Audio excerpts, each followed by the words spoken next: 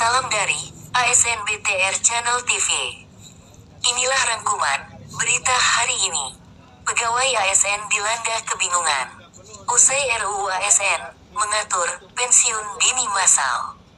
Ketetapan tersebut dimuat dalam draft RUU ASN yang akan diajukan DPR RI menjadi program legislasi nasional 2023. Sebagaimana dalam draft RUU ASN nomor 5 tahun 2014 menyatakan bahwa pensiun dini massal segera dilakukan terhadap pegawai ASN.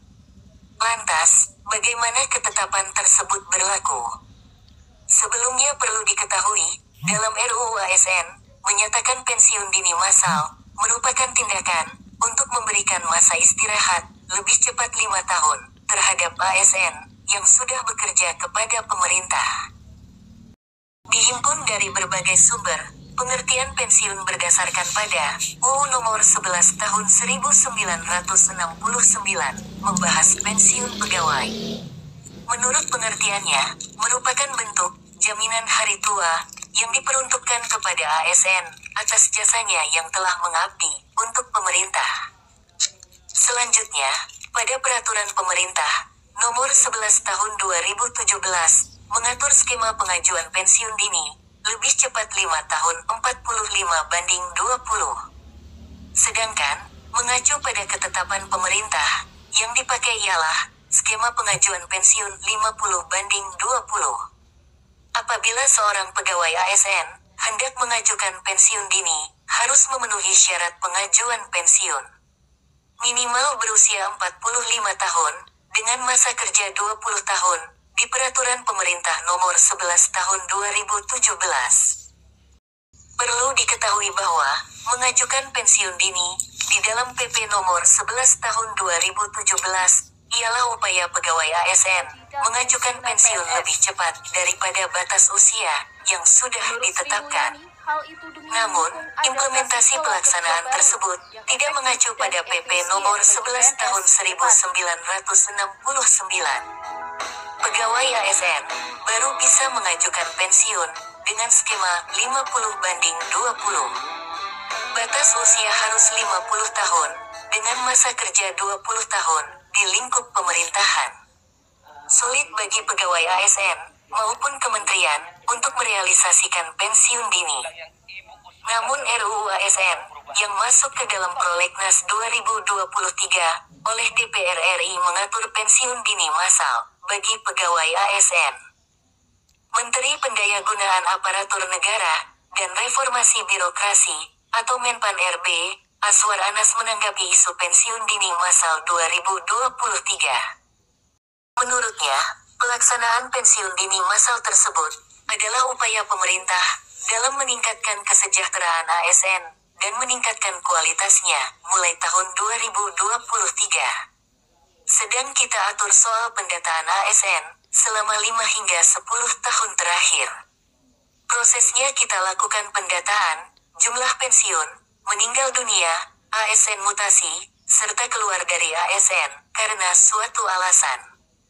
Kata Anas ditemui di Tamrin 9 Ballroom, Jakarta Pusat mengutip Detik Finance, Selasa tanggal 20 Desember tahun 2022. Kata Anas, upaya pengelolaan pendataan ASN selama 5-10 tahun dengan tujuan untuk meminimalisir jumlah ASN dengan cara memangkasnya melalui pendataan ASN yang sedang ditargetkan selesai di tahun 2022 ini.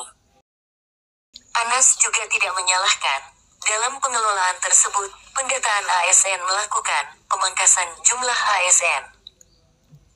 Kata Anas, upaya pengelolaan pendataan ASN selama 5-10 tahun dengan tujuan untuk meminimalisir jumlah ASN dengan cara memangkasnya melalui pendataan ASN yang sedang ditargetkan selesai di tahun 2022 ini. Selanjutnya, setelah dihimpun dari berbagai sumber, berikut dasar hukum pensiun dini harus dilakukan secara massal pada RUU ASN. Tercantum dalam pasal 87 tentang pemberhentian dini PNS secara massal. Dalam hal penyederhanaan, organisasi yang menyebabkan pensiun dini diatur dalam Ayat 1 huruf D harus dilakukan secara massal, wajib berkonsultasi terlebih dahulu ke DPR. Itu tetap ada di CNBC Indonesia, Abdullah Aswar Anas juga memberi pilihan kepada pegawai ASN untuk melanjutkan karir atau berhenti dari karirnya sebagai pegawai ASN. Baru setelah itu ditetapkan anggaran untuk realisasi terhadap keputusan para ASN. Mengutip dari laman Kementerian Keuangan dari blogamarta.com, bagi pegawai ASN yang memilih pensiun dini harus mengajukan syarat pensiun dini sebagai berikut. 1. Membuat surat permohonan pembayaran pensiun pertama atau SP 4A. 2. Membuat daftar penilaian pelaksanaan pekerjaan tahun terakhir DP 3. 3. Mengurus daftar riwayat pekerjaan. 4. Mengurus salinan sah surat keputusan pengangkatan pertama sebagai calon pegawai negeri sipil. 5. Kemudian, mengurus salinan sah surat keputusan kenaikan pangkat. 6. Membuat rekap kenaikan gaji berkala terakhir. 7. Menyiapkan salinan sah surat nikah. 8. Menyiapkan surat akte kelahiran anak. 9. Melampirkan pas foto 4x6 sebanyak 5 lembar. 10. Membuat surat pernyataan tidak memiliki barang dinas dari atas langsung minimal eselon 2 disertakan pada waktu pengambilan uang pensiun.